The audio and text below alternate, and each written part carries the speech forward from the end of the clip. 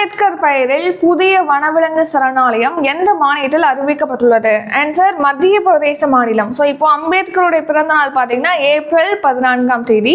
இந்த ஏப்ரல் 14ஆம் தேதி சமத்துவ தினமாக கொண்டாடப்படுகிறது.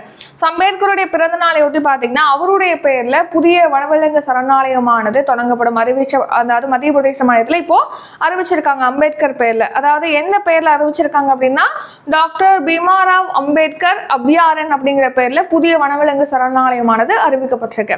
மத்திய பிரதேச மாநிலத்தில் சாகர் மாவட்டத்தில் 258.64 சதுர கிலோமீட்டர் பரப்பளவிலான பகுதி தான் இப்ப அம்பேத்கர் பெயர்ல புதிய வனவிலங்கு சரணாலயமாக அறிவிக்கப்பட்டிருக்கு. இது மத்திய பிரதேச மாநிலத்தில் அறிவிக்கப்பட்ட 25வது வனவிலங்கு சரணாலயம். ஸோ நம்ம நாட்டிலே பார்த்தீங்கன்னா புலிகள் எண்ணிக்கை அப்படிங்கிறது மத்திய பிரதேச மாநிலத்தில் தான் அதிகமாக இருக்கு. மத்திய பிரதேச மாநிலம் பார்த்தீங்கன்னா இப்போ ரீசெண்டாக மாதவ் தேசிய பூங்காவை மாதவ் புலிகள் காப்பகமாக அறிவிச்சிருக்காங்க. ஸோ அதன்படி நம்ம நாட்டில் இருக்கக்கூடிய புலிகள் காப்பகங்களோட எண்ணிக்கை 58ஆக அதிகரிச்சிருக்கு. அடுத்து குஜராத் மாநிலத்தில் பார்த்தீங்கன்னா வண்டாரா வனவிலங்குகள் மீட்பு மையத்தை இப்போ ரீசெண்டாக தான் நம்ம பிரதமர் நரேந்திர மோடி அவர்கள் அதிகாரப்பூர்வமாக தொடங்கி வச்சிருக்காங்க. அடுத்து நம்ம தமிழ்நாடு பட்ஜெட்ல பாத்தீங்கன்னா வேட்டை பறவைகள், அதாவது இந்த பருந்து போன்ற வேட்டை பறவைகள் இருக்கு இல்லையா, ஸோ அது குறித்து ஆராய்ச்சி செய்வதற்காக ஆராய்ச்சி அமைப்பானது 1 கோடியில உருவாக்கப்படும் சொல்லி தெரிவிச்சிருக்காங்க.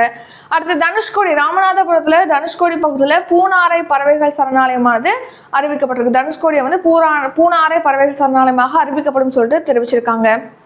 திருவண்ணாமலை செங்கம் நிலப்பரப்புல பாத்தீங்கன்னா சுற்றுச்சூழல் அமைப்பை மீட்டெடுப்பதற்காக பல்லுயிர் பூங்காவானது 10 கோடியில உருவாக்கப்படும் சொல்லியிருக்காங்க. இருவாச்சி பறவைகளை பாதுகாக்கிறதுக்கான பாதுகாப்பு மையமானது ஆனைமலை புலிகள் காப்பகத்தில் அமைக்கப்படும் அப்படின்னு தமிழக அரசு அறிவிச்சிருக்கு.